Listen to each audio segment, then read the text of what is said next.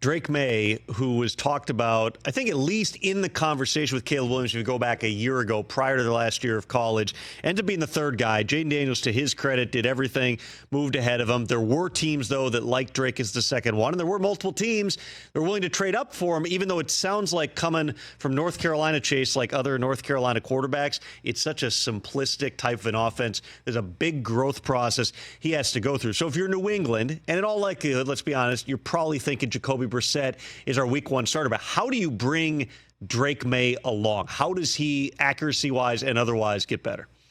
Look, I think Drake Maye was great, and I know the Minnesota Vikings really liked him, really wanted him to go up and get them. It just didn't play out. New England wanted to stick and pick. Obviously, you guys reported it. You guys did an amazing job, by the way, on NFL draft coverage, so thanks for that. And I just think with Drake, I had him as my fifth-ranked quarterback.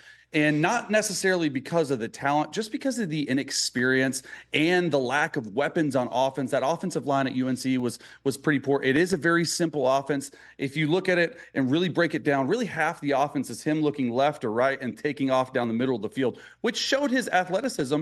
And he's a big country dude. Like when you meet him and when you talk to him and when you shake his hand, he sort of gives me Phillip Rivers vibes, the country boy vibe, and also like just size. He's the closest really to Justin Herbert that I've seen. I played with Justin for 2 years. He's a big dude, and I think that's what the Patriots understand. That's why they went out. They paid so much for Jacoby Brissett, because I do think, I'm with you, I do think Jacoby Brissett is going to be the starter day one. In my opinion, the reason I had Drake at fifth on my rankings, he needed a year or two, the Jordan Love plan, to really understand the innards of an NFL program, an NFL facility, just the way to work, everything like that. His potential's off the charts. You just have to really believe in him, which New England taking him number 3, they really do. Can he move like Justin Herbert? There's not a lot of those really tall types of quarterbacks. I had one scout tell me, he'd seen the Justin Herbert comparisons. He said, I think he moves a little bit more like Brock Osweiler, where he's a tall pocket passer, but he's not as nimble and athletic as Justin. How much of what Justin does from a mobility perspective can this guy do?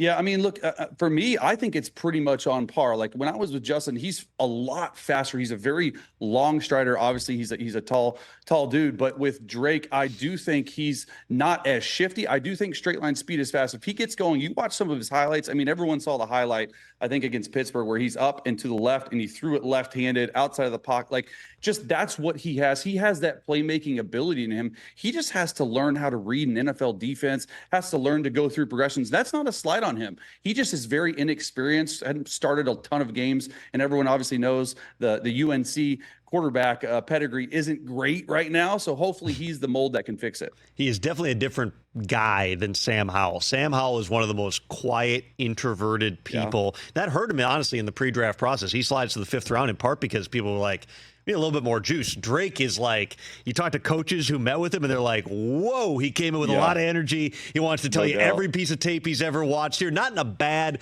way, but he's a little bit more high strung. He's one of the youngest guys in this draft as well. It'll be fascinating to see how that one plays out. Catch the Rich Eisen Show every single day on the Roku channel, 12 to 3 Eastern, for free.